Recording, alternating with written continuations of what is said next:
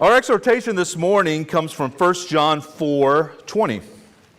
If anyone says, I love God, and hates his brother, he is a liar.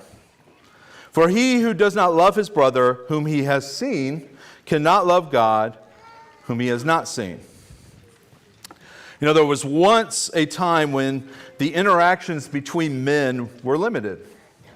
Our relationships were face-to-face, but this is not the case anymore. We engage with people all across the globe now. Through the miracle of technology, we maintain friendships with people we grew up with, complete projects with coworkers that reside in other states and countries, and we keep up with the various happenings of people who just 20 years ago we would have never known existed. Now, don't get me wrong, this is not a screed against technology. I actually think it is a blessing, or at least it has the potential to be a blessing.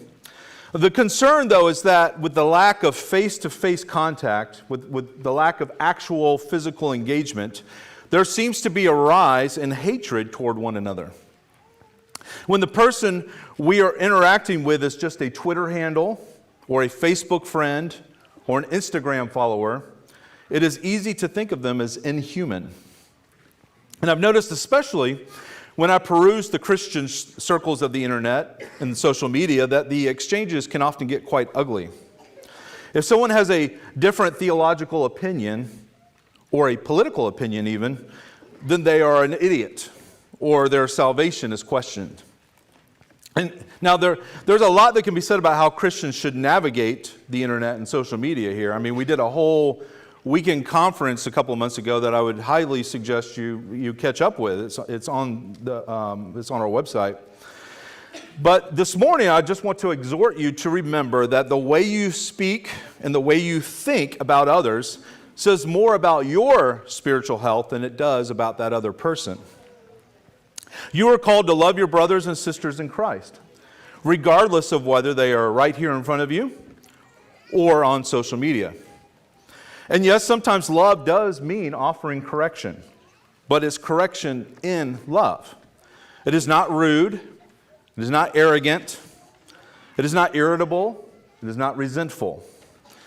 But the truth is that most of the time, it's also just not your job, or mine, to offer correction. If we are going to engage with others on the internet, then we, as Christians, need to set the example of what it looks like to love one another on there. And given the dynamics of the internet, and for instance, how it's difficult to ascertain what somebody's attitude is or what their intentions are, well, then the best way to love somebody is often just to disengage, to move on, or to get completely off and get back to work, or play with your family, or go grab a drink with a friend. And instead of reacting to what you read on social media, here's the most important thing to do. Pray. Pray for those you disagree with. Pray for those who are wrong. And pray for yourself. Pray for your own heart and attitude. If you're going to be online, then this is your obligation, because you are commanded to love your brother. Let us continue to prepare our hearts for confession by singing hymn number 564.